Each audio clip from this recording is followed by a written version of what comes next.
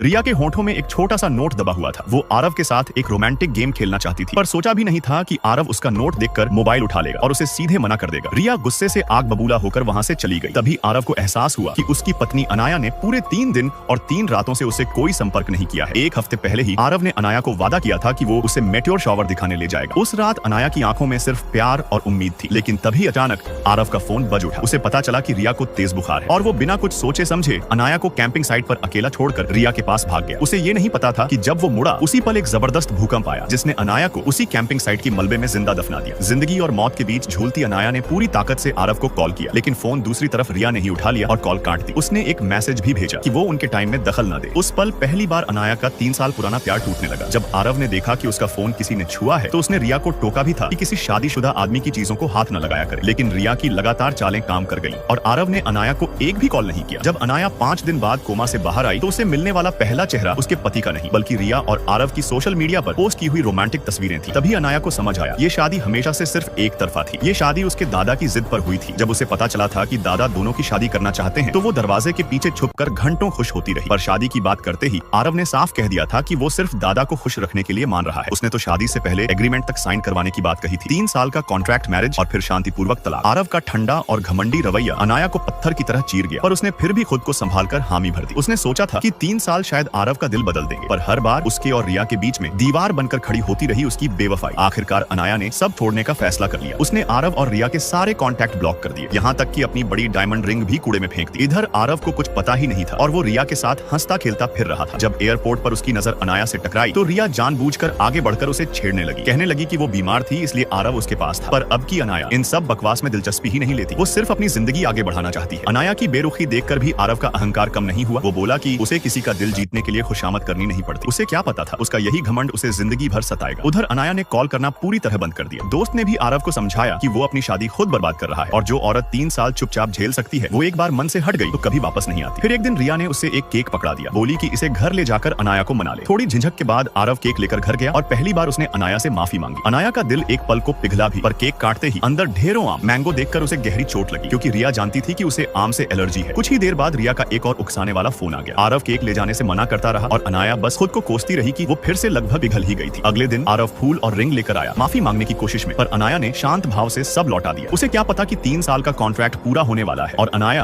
अब खुद को उसकी पत्नी मानती ही नहीं। आरव को भी शक होने लगा था। अनाया की उंगली से उसकी वेडिंग रिंग भी गायब थी, पर उसे पूछने से पहले ही रिया का फोन फिर आ गया। जैसे ही आरव कॉल लेने के लिए मुड़ा, अनाया सीट से उठकर बिना पीछे देखे कैफे से बाहर चली गई और उसी पल से उसने तय कर लिया कि वो अब कभी अपनी जिंदगी उस आदमी पर बर्बाद नहीं करेगी जो उसे हमेशा किसी और से कम समझता रहा।